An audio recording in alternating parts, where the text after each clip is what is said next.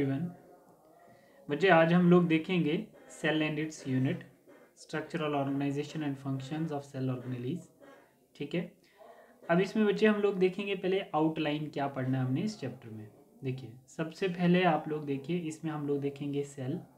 ठीक है, सेल क्या होता है, ठीक है, उसके कैरेक्टरिस्टिक देखेंगे।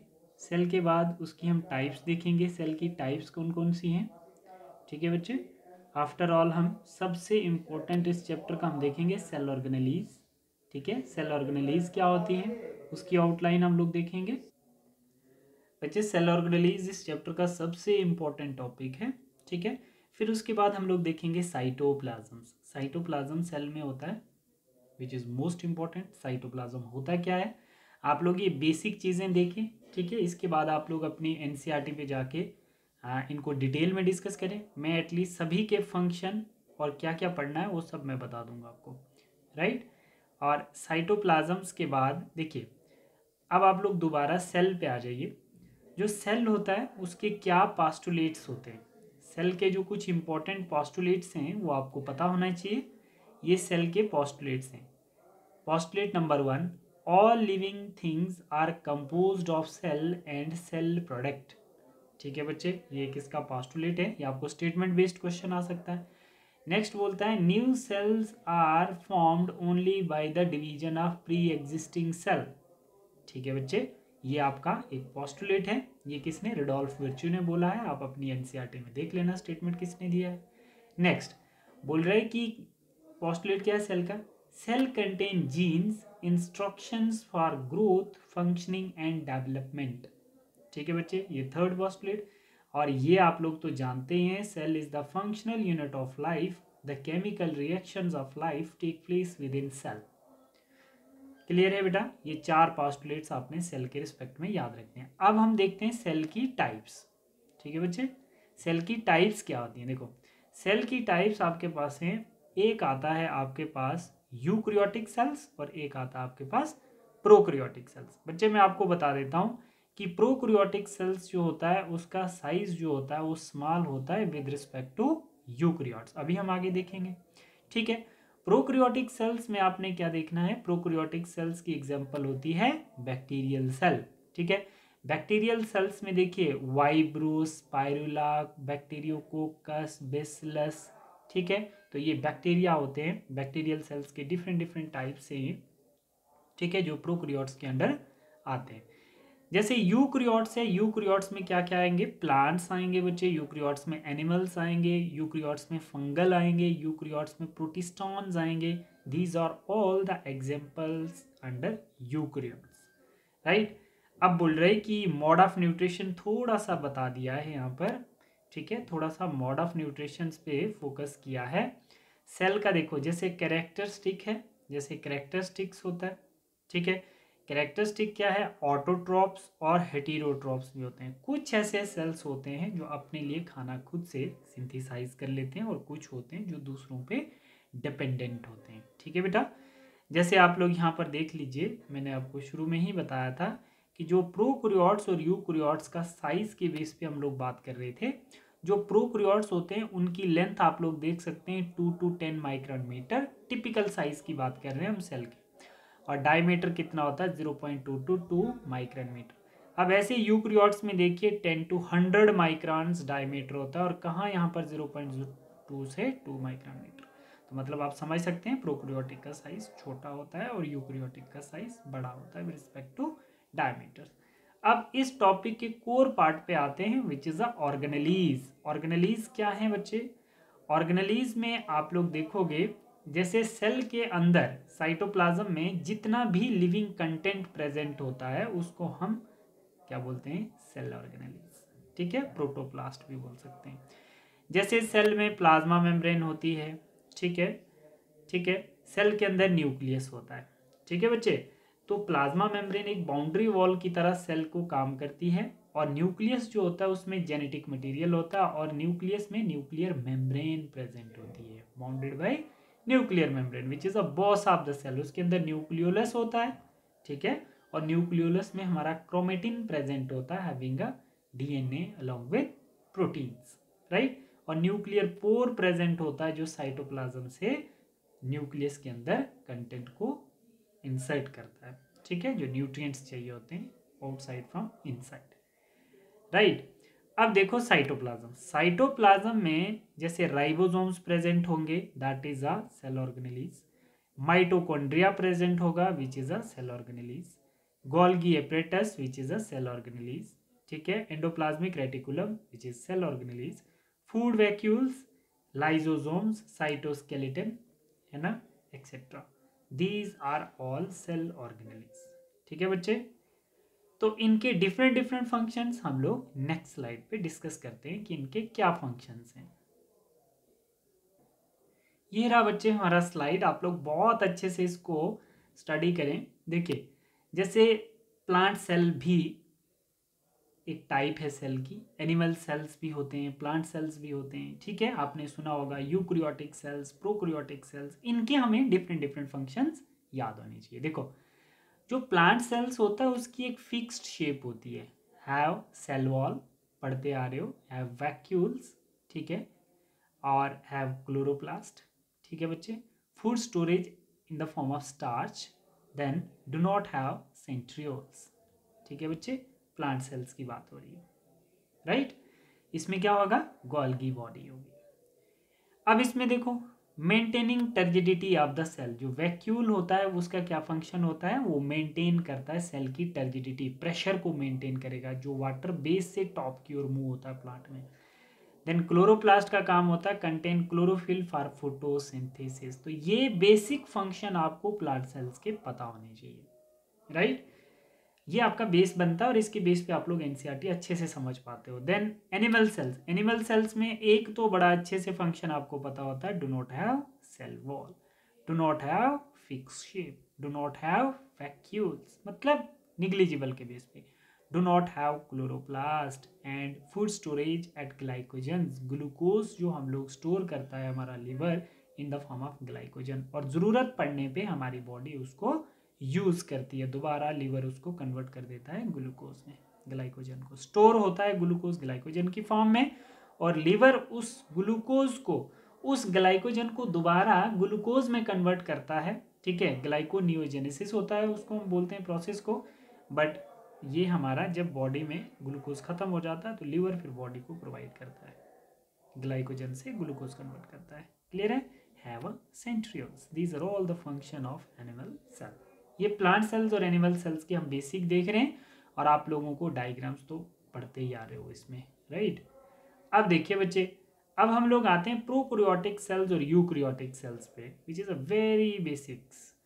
अब देखो इसमें जैसे हमारे पास क्या होता है, जैसे यूकैरियोटिक सेल्स जो हैं और प्रोकैरियोटिक सेल्स, साइज तो आप सबको पता है इसका, है ना, यूकैरियोटिक सेल्स का साइज बड़ा होता है, प्रोकैरियोटिक का छोटा होता है। Eukaryotic cells consist plants, animals, fungi है, ये फंफाई लिखा है, fungi, slime mould, protozoa and alga, these are all under eukaryotic cell. Chromosomes present होते हैं यूकैरियोटिक सेल्स में, है ना, प्लांट्स में भी क्रोमोसोम्स हैं, ह्यूमंस में भी क्रोमोसोम्स हैं। हैव डिस्टिंक्ट न्यूक्लियस, इसमें यूकैरियोटिक सेल्स में न्यूक्लियस होता है, ठीक है। मेनी मेम्ब्रेनिस ऑर्गेनेलीज, जैसे एंडोप्लाज्मिक रेटिकुलम, गोल्गी बॉडी, ये सब क्या है, जैसे राइबोसोम्स होता है मेम्ब्रेन लेस होता है, बट ये बाकी सारे के सारे मेम्ब्रेनस सेल ऑर्गेनेलीज होते हैं। Cell wall as made by cellulose, जो सेल वॉल होती है प्लांट सेल्स के अंदर, जिनमें सिर्फ क्या रहता है, उनमें क्या रहता है, सेल वॉल जो होगी प्लांट सेल्स में वो किससे बनी होगी, सेलुलोज से बनी होगी। अंडरगो माइटोसिस एंड मियोसिस, इसमें माइटोसिस और मियोसिस आपको देखने को मिलेगी यूकैरियोटिक सेल्स में, ठीक है बेटा। देखो अब जैसे हमारे पास, अब देखिए बच्चे, जैसे हमारे पास प्रोकैरियोटिक है जिसका साइज छोटा है, देखो consist of bacteria and Archie bacteria, इसमें आपको दिखेंगे बैक्टीरिया और आर्की बैक्टीरिया। आर्की बैक्टीरिया जो ट्रू बैक्टीरिया नहीं होते हैं, जैसे आपको थर्मोएसिडोफाइल दिखेगा, है ना, दीज आर आर्की बैक्टीरिया। अब कह रहा है कि no chromosomes only circular DNA strands, इसमें क्रोमोसोम्स नहीं होंगे, डीएनए जो होगा सर्कुलर होगा, और यूकैरियोट्स में कैसा होता है, लीनियर होता है। नो न्यूक्लियस, न्यूक्लियोइड होगा, इसमें न्यूक्लियस नहीं होगा। सेल वॉल मेड बाय पेप्टोग्लाइकेन्स, ये नीट का प्रीवियस ईयर क्वेश्चन है, आप लोग इसको बहुत अच्छे से देख लें, कि जो इसकी सेल वॉल बनी होती है प्रोकैरियोटिक सेल्स की, वो किससे बनी होती है, पेप्टोग्लाइकेन से, और जो यूकैरियोटिक सेल्स की सेल वॉल होती है वो किससे बनी होती है, सेलुलोज से बनी होती है। अंडरगो बाइंड्री फिशंस, बाइंड्री फिशंस का मतलब होता है कि एक सेल्स जो है वो जब डिवाइड होता है तो वो दो पार्ट में डिवाइड हो जाता है, बाइंड्री दो पार्ट। ठीक है बच्चे, तो दीज आर इम्पोर्टेंट थिंग्स। अब आप लोग देखिए इसमें, जैसे हम लोग नेक्स्ट पॉइंट देखते हैं इसमें। अब हम सेल ऑर्गेनेलीज डिटेल डिस्कस करते हैं, हर एक के फंक्शन जानेंगे। सेल ऑर्गेनेलीज में बच्चे आपने देखा था सेल वॉल, सबसे पहले आपने क्या देखा था, प्लाज्मा मेम्ब्रेन। फिर देख जाते हैं सेल वॉल पे। प्लाज्मा मेम्ब्रेन जो है that is includes the cytoplasm protoplast of the cell. ठीक है, मतलब सेल के बाहर जो लेयर होती है जिससे कवर होते हैं सारे सेल ऑर्गेनेलीज, वो प्लाज्मा मेम्ब्रेन कहलाती है। Provide shape and protection for the cell, वो सेल की एक शेप डिसाइड करेगी और साथ साथ में उसको प्रोटेक्शन भी प्रोवाइड करेगी। Which is a semi permeable और सिलेक्टिवली परमिएबल मेम्ब्रेन भी होती है प्लाज्मा मेम्ब्रेन। रीज़न कि जो सेल की रिक्वायरमेंट होती है उसके अकॉर्डिंगली वो मेम्ब्रेन एब्जॉर्ब भी करेगी, इसीलिए इसको सिलेक्टिवली परमिएबल बोला जाता है। Protein are embedded in phospholipid layers, तो इसमें क्या होते हैं, प्रोटीन्स इम्बेडेड होते हैं जो किसी इंपॉर्टेंट आयंस को ट्रांसपोर्ट करने में हेल्प करते हैं। ठीक है, अब सेल वॉल देख सकते हो आप लोग, सेल वॉल का क्या काम होता है, देखिए जैसे हमारे पास ये आ जाता है सेल वॉल है। देखो सेल वॉल में क्या रहेगा, इसमें सेल वॉल जो होती है टफ होती है, रिजिड होती है, थिक होती है, नॉन लिविंग स्ट्रक्चर होता है। आपको पता है कि प्लांट के बाहर जो सेल वॉल होती है काफ़ी रिजिड होती है, टफ होती है, थिक होती है, नॉन लिविंग डेड सेल से बनी होती है। ठीक है, give very defined shape, cell wall जो होती है इसमें काफ़ी डिफाइंड शेप होती है, बट इसके केस में ध्यान रखना प्लाज्मा मेम्ब्रेन में कोई भी डिफाइंड शेप नहीं होती है।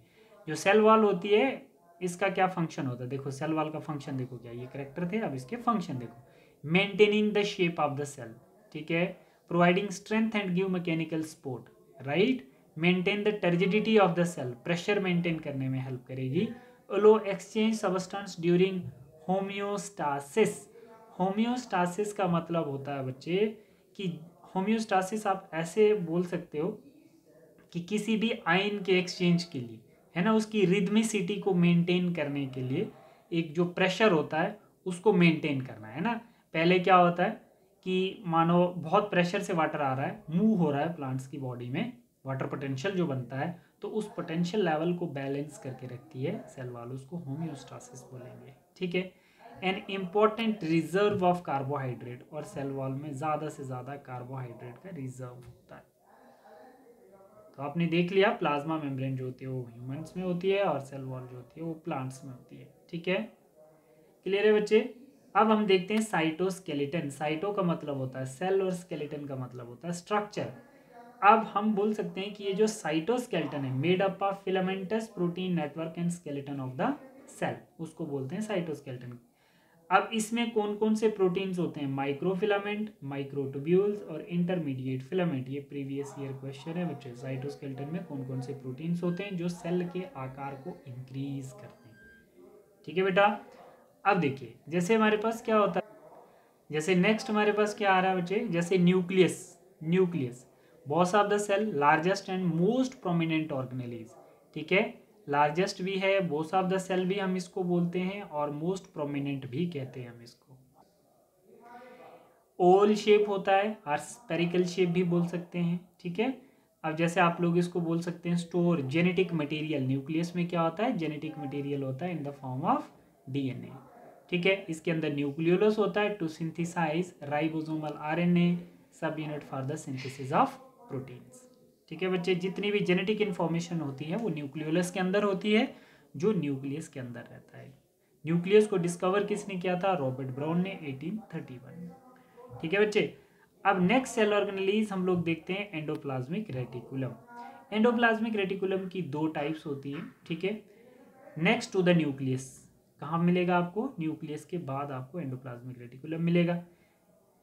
एंडोप्लाज्मिक रेटिकुलम का काम होता है जैसे synthesising proteins, modifying, packaging and transporting. ठीक है, जो भी हमारी बॉडी में प्रोटीन्स का ट्रांसपोर्टेशन होता है वो एंडोप्लाज्मिक रेटिकुलम्स के द्वारा ही किया जाता है, और प्रोटीन्स को सिंथेसाइज करना। ठीक है, वो किसका काम है? रफ एंडोप्लाज्मिक रेटिकुलम का, जिसके ऊपर राइबोसोम्स प्रेजेंट होते हैं। क्या होते हैं? इस पे राइबोसोम्स प्रेजेंट होते हैं, और इस पे राइबोसोम्स एब्सेंट होते हैं। इस पे राइबोसोम एब्सेंट होते हैं और इस पे राइबोसोम्स प्रेजेंट होते हैं। ठीक है, और जिस पे राइबोसोम्स प्रेजेंट होते हैं वो प्रोटीन सिंथेसाइज करेगा, और जिस पे एब्सेंट होते हैं वो डाइवर्स मेटाबॉलिक एक्टिविटीज में काम करेगा। मतलब जहां पर स्मूथ एंडोप्लाज्मिक रेटिकुलम होता है तो वहां पर क्या होता है? डिटॉक्सिफिकेशन होती है बॉडी की। ठीक है, डिटॉक्सिफिकेशन मतलब डिटॉक्सिफिकेशन बॉडी के अंदर जितना भी ड्रग्स वगैरह होता है ना, तो ड्रग्स को डिटॉक्सिफाई करने की टेंडेंसी रहती है स्मूथ एंडोप्लाज्मिक रेटिकुलम। ठीक है बेटा, क्लियर है? स्पर्मेटोजेनेसिस, स्पर्म की फॉर्मेशंस के लिए भी स्मूथ एंडोप्लाज्मिक रेटिकुलम्स का मेन रोल होता है। अब नेक्स्ट देखते हैं ribosomes. Ribosomes small solid spherical granules होते हैं। ठीक है, राइबोसोम्स की कितनी टाइप हैं वो मैं आगे आपको बताता हूँ। एक 70s राइबोसोम होता है और एक 80s राइबोसोम्स होता है। 70s प्रोकैरियोटिक सेल्स में होता है और 80s हमारे यूकैरियोटिक सेल्स में होता है। ठीक है बच्चे, तो ये अभी हम आगे देखते हैं। Ribosomes an assembly of two ribosomal RNA rRNA that are synthesised in nucleus. Synthesised proteins molecule इसका इंपॉर्टेंट फंक्शन है। Mitochondria, which is the next cellular organelle, which is just next to the ribosomes. Mitochondria bounded by two layer of membranes. The cristae partially divided by mitochondrial fluid called mitochondrial matrix. ठीक है, mitochondrial matrix contain enzyme, DNA and ribosomes. It is also known as powerhouse of cells, energy production of the cells. ठीक है, सभी बच्चे जानते हैं double membrane होता है। ठीक है, इसका क्या काम है आप लोग सब जानते हैं। ठीक है बच्चे, क्लोरोप्लास्ट जो है, क्लोरोप्लास्ट बेटा कैसा होता है? क्लोरोप्लास्ट जो है स्ट्रक्चर उसका डिस्क शेप होता है, बाइकन्वेक्स होता है। ठीक है, have their own DNA, RNA and ribosomes. मैं आपको बता देता हूं बच्चे, माइटोकॉन्ड्रिया और क्लोरोप्लास्ट इकलौते ऐसे सेल ऑर्गेनेलीज हैं जिनमें 70s राइबोसोम्स होता है। बट माइटोकॉन्ड्रिया और क्लोरोप्लास्ट होता किस में है? यूकैरियोटिक सेल्स के अंदर आते हैं। ठीक है बच्चे, और इनमें राइबोसोम्स जो होता है वो क्या होता है? 70s होता है। ऐसे यूकैरियोट्स का राइबोसोम्स कितना होगा? 80s होगा। ठीक है, और इसमें इनको सेमी ऑटोनोमस सेल ऑर्गेनेलीज भी बोला जाता है क्योंकि इनका अपना राइबोसोम्स होता है जो 70s कहलाता है। ठीक है बेटा, enclosed by two membrane separated by intermediate space. Chloroplast की दो लेयर्स होती है, ऐसे होता है क्लोरोप्लास्ट। ठीक है बच्चे, नेक्स्ट है dark spherical body relaying and centre of the cell that is lysosomes. ठीक है, लाइसोसोम्स का क्या काम होता है समझो। अब नेक्स्ट सेल ऑर्गेनेलीज है हमारा lysosomes. Dark spherical body relaying centre of the cell contain hydrolytic enzymes. ये अपने आप को suicidal bag of the cell भी आपने सुना होगा। तो इसका मतलब होता है कि ये एक ऐसा मैक्रोमोलिक्यूल है, इसके अंदर एंजाइम भरे होते हैं। तो ये अपने आप को पहले सुसाइड करेगा, तोड़ेगा, और फिर उसके बाद मैक्रोमोलिक्यूल्स को सेल्स के अंदर डाइजेस्ट करेगा। ठीक है, तो मतलब कोई भी हमारे पास फॉरेन सब्सटेंस अगर बॉडी में एंटर करता है तो उसको डाइजेस्ट करने के लिए लाइसोसोम्स के पास डाइजेस्टिव एंजाइम्स रहते हैं। तो इसलिए पहले लाइसोसोम्स को ब्रस्ट होना पड़ता है, फिर वो एंजाइम रिलीज होंगे और वो इनगल्फ कर लेंगे फॉरेन पार्टिकल्स को। एक रिलेइंग सेंटर कहा जाता है इसको। Also digest the remain of dead organelles autolysis process. ठीक है, अब हम लोग देखते हैं बच्चे इसमें गोल्गी बॉडी। देखो बेटा, गोल्गी बॉडी जो है एक नेक्स्ट सेल ऑर्गेनेलीज है। आप एनसीईआरटी पे इसकी डायग्राम चेक कर लेना एक बारी। Consist of stack of flattened membranous sac known as cisternae. Cristae और सिस्टर्निए में फर्क है बच्चे। क्रिस्टे जो होता है वो माइटोकॉन्ड्रिया में प्रेजेंट होता है और सिस्टर्निए जो होता है वो गोल्गी बॉडी में होता है। ये भी एक बारी क्वेश्चन पूछा गया है, ये प्रीवियस ईयर आपका क्वेश्चन है, ध्यान रखना। ठीक है, Golgi body receive, store, concentrate, modify, finish and sort of the protein. इतने काम गोल्गी बॉडी के होते हैं बॉडी के अंदर प्रोटीन्स के लिए। ठीक है, अब देखो कैटिलेज जो होती हैं, हेलाइन कार्टिलेज भी बोलते हैं, मोस्ट कॉमन फॉर्म है इलास्टिक कार्टिलेज और फाइब्रस कार्टिलेज। हेलाइन कार्टिलेज बहुत कॉमन होती है, बहुत ज़्यादा। Elastic cartilage contain many elastic fibre give present in yellowish colour and fibrous cartilage contains a dense network of collagen fibre. ठीक है बच्चे। तो ये कार्टिलेज की टाइप्स आपको पता होनी चाहिए, और कार्टिलेज बोन्स नोज एयर पिना में प्रेजेंट होती हैं, हे लाइन्स कहाँ होती है, ठीक है। तो ये सब आप लोगों को ध्यान में रखना है, ठीक है। तो ये मैंने आपको सेल की ओवरऑल डिटेल समझा दी है। अब मैं आपको एक क्रक्स बता देता हूँ जो खुद से मैंने लिखा हुआ है। बच्चे इसमें देखना आप लोग, बस वही चीज़ें मैंने राइबोसोम्स के यूनिट बताने थे यहाँ पे, बाकी सारी चीज़ें आप लोगों ने ऑलरेडी डिस्कस कर ली हैं इस चैप्टर की, ठीक है। न्यूक्लियस के अंदर क्या क्या होता है, देखो ये न्यूक्लियस आ गया, ये प्लास्टिड आ गया, ये राइबोसोम्स आ गया, माइटोकॉन्ड्रिया आ गया, ठीक है। Endoplasmic reticulum, Golgi apparatus, endomembrane system, ठीक है। यूक्रियोटिक सेल्स, ठीक है बच्चे, सेल इनवेल्व, साइटोप्लाज्म्स, ये सारी चीज़ें हम लोगों ने डिटेल में डिस्कस कर ली हैं, ठीक है। लाइजोसोम्स हमने पढ़े हैं, वैक्यूल्स हमने पढ़े हैं, ठीक है। इनके क्या क्या फंक्शन होते हैं, सेल को किसने डिस्कवर किया है, ये सब चीज़ें आप लोग देख लेना। यूक्रियोटिक राइबोसोम्स 80s और प्रोक्रियोटिक राइबोसोम्स 70s, ठीक है, ये हम लोग अभी देख रहे थे। सेंट्रोमियर्स एंड सेंट्रियोल्स, ठीक है, और सीलिया एंड फ्लैजिलास, साइटोस्केलेटन, ये सारी चीज़ें एक बार एनसीईआरटी पे देख लेना। न्यूक्लियस में nuclear membrane, nuclear pore, nucleoplasm, nucleolus, chromosomes present होंगे। क्रोमोसोम्स में कौन कौन से क्रोमोसोम्स, मेटासेंट्रिक, सब metacentric, acrocentric and telocentric. Cell cycle में जाके एनसीईआरटी में देखो इसको, ठीक है। साइटोप्लाज्म में साइटोसोल प्लस ऑर्गेनेलीज, दोनों को मिला के हम साइटोप्लाज्म बोलेंगे। Cell involve, cell wall in plant only, and cell membrane along with plant cells, eukaryotics में एंड एनिमल सेल्स आएंगे, ठीक है बच्चे। यूनिट ऑफ लाइफ में एग्जांपल जैसे बैक्टीरिया, ठीक है, बैक्टीरिया और ब्लू ग्रीन एल्गा, जैसे आप लोग देखोगे यहाँ पे, जैसे प्रोकैरियोट की एग्जांपल क्या आती है, बैक्टीरिया, ब्लू ग्रीन एल्गा और माइकोप्लाज्म एंड पीपीएलओ, है ना। और डिस्कवरी देख लेना, सेल को किसने डिस्कवर किया है, आप लोग यहाँ पे वो भी देख सकते हो, given by Schleiden and Schwann. All living organisms are composed of cells, ठीक है। All cells arise from the pre existing cells, ये हम लोगों ने पोस्टुलेट पहले पढ़ लिए थे, ठीक है बच्चे। तो ये था आपका, this is all about the unit of life, cell is the unit of life. इसको अच्छे से डिटेल में देखो, और यही जो पॉइंट्स हैं आपके इंपॉर्टेंट, तो ये आपको पेपर में पूछे जाते हैं, बट पूरा आपको नमोनिक्स पता होना चाहिए, कौन सी चीज़ कहाँ है, कैसे और क्या क्या याद करना है, ठीक है। तो कुछ क्वेश्चन इसके रिलेटेड जो मैं आपको सेंड कर रहा हूँ, तो वो आपने सॉल्व करके देने हैं, ठीक है। तो क्लास में हम लोग डिस्कस करेंगे। Thank you.